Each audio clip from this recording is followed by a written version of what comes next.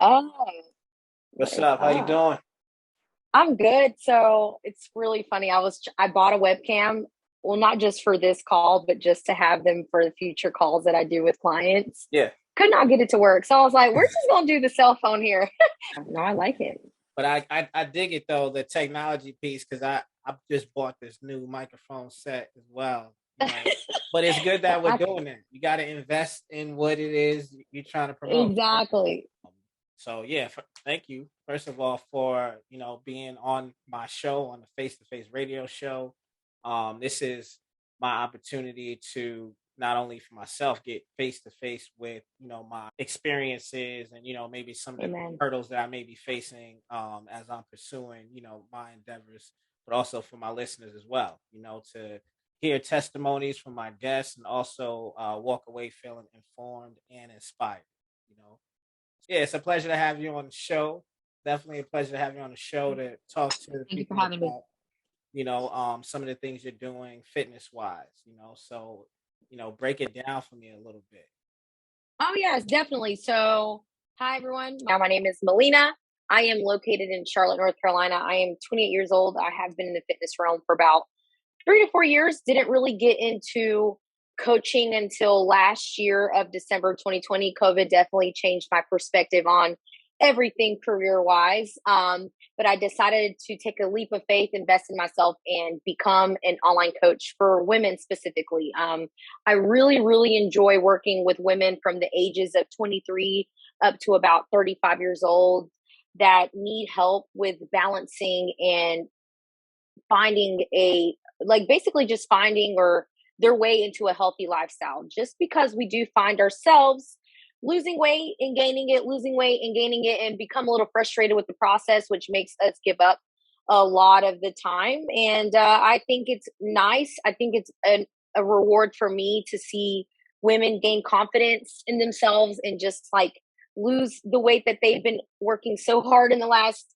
how many years to lose, and just to see them really thrive. I work specifically with busy professionals, so any like attorneys, teachers, administrators, nurses, even servers, bartenders, anyone that's really busy moms. But that's what I do. I help them with their fitness and their nutrition goals.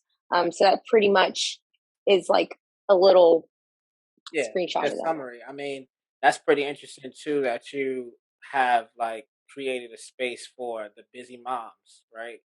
I'm not Yeah, a mom, but I know a me lot of neither. I do know a lot of busy moms, which obviously you do Me as too. well.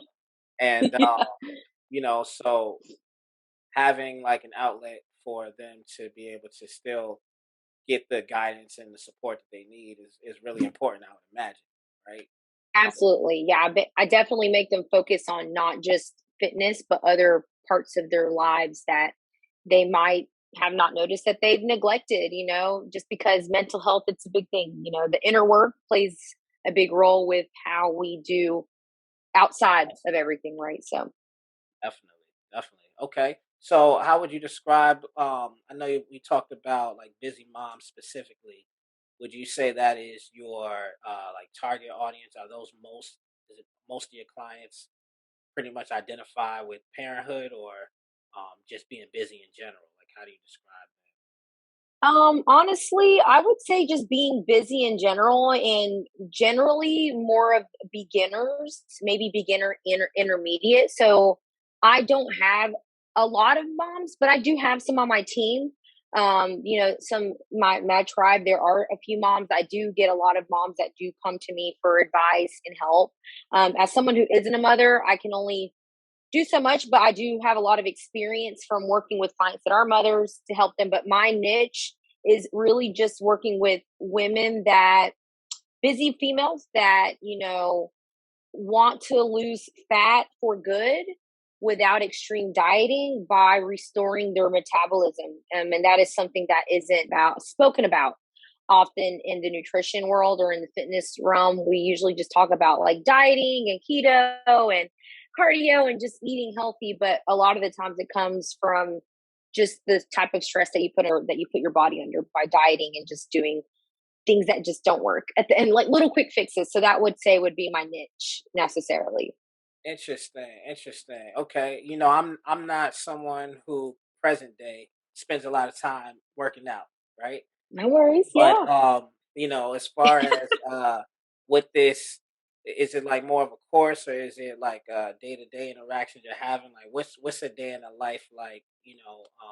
Under your programs that you have. I think that's a good question actually. So it's more of a I do like minimums of 6 months just because there's going to be a lot of obstacles along the way. You're going to have girl night, you're going to have wine night, you're going to have those weeks. You're going to get sick. You're going to have those weeks that you just don't. We're going to fuck up. I hate to excuse my French, but it's going to happen. But I usually do. It's more of a one-on-one approach. So I definitely work with them in a very close environment. It's all online. It's an online space. I do know some of them locally. So I have, created or I have planned like a yoga session with them. I have guest speakers that get on that I don't know much about certain topics that I have them come in, and just kind of basically amp up my program or give them more additional resources that I can't provide that I don't specialize in. But a day to day would be you accessing your app, which is an exclusive training app that I have. It's like having a personal trainer in your pocket. There you have all of your nutrition goals that we assess weekly, just because we do need to assess them weekly depending on where you're at when you're with your stress, your recovery, your energy, your sleep. That plays a big role other than just calories, or other than just you working out. A lot of the times, like I said, it's a lot of internal health. We do work on the holistic approach with it, outside of just like working out. But you look at that, and then sometimes there's a habit depending on what we talked about the week before or the week before prior to that. And we also have a group chat where it's a community of the women that I work with where we support each other and they can reach out to me that way as well. So 24/7 support. I'm always there for them. If they're having a bad day, I'm like, message me so I can, give you some good vibes, good energy. But that's pretty much like what sums it up if you were a client of mine in a day. So Nice, very nice. So let me ask you this: yeah. what's the inspiration for you? How did you get involved with taking this approach to fitness? So I was an athlete growing up. I was a soccer player all my life up until I went to college. And then, of course, I was a size zero in Holster. For anyone that's listening, you already know that's small as hell. That's so tiny. Like I was so small. And then I ended up falling into a depression just due to some personal family problems. Just it really took a toll on me. I didn't expect it to, but I was coping with my depression by drinking a lot, partying, drugs, and something just my sister, I'm gonna get like a little personal, but my sister That's what got we're here pregnant, for. and it made me, and she was going through a lot too, but she became pregnant. She changed into a different person, which we're so grateful for. Thank the Lord.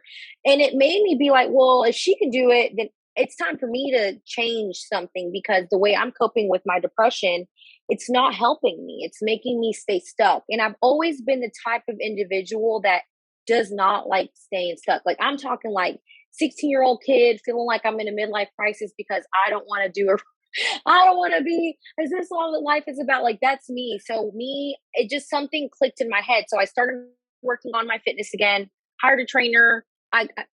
It worked, it didn't. I went through like my own dieting, like keto, like the shit that people do that doesn't work or it's not sustainable. And then I ended up investing in a fitness coach myself during the pandemic.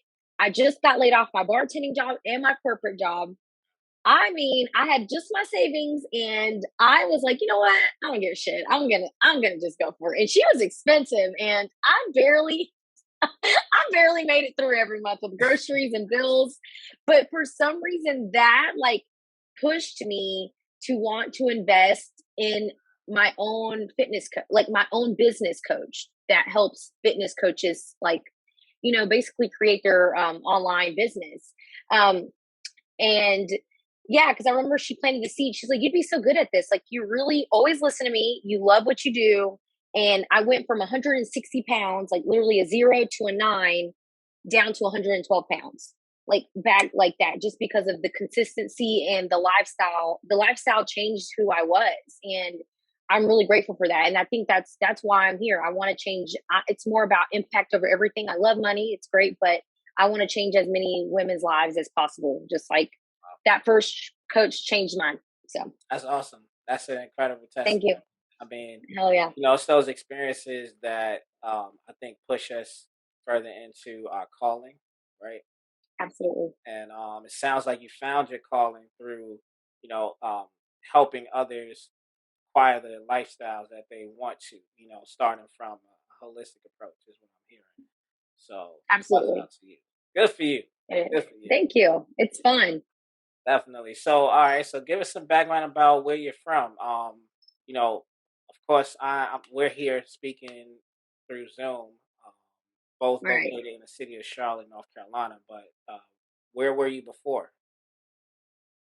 I have been here for about 11 years now, going into 2022.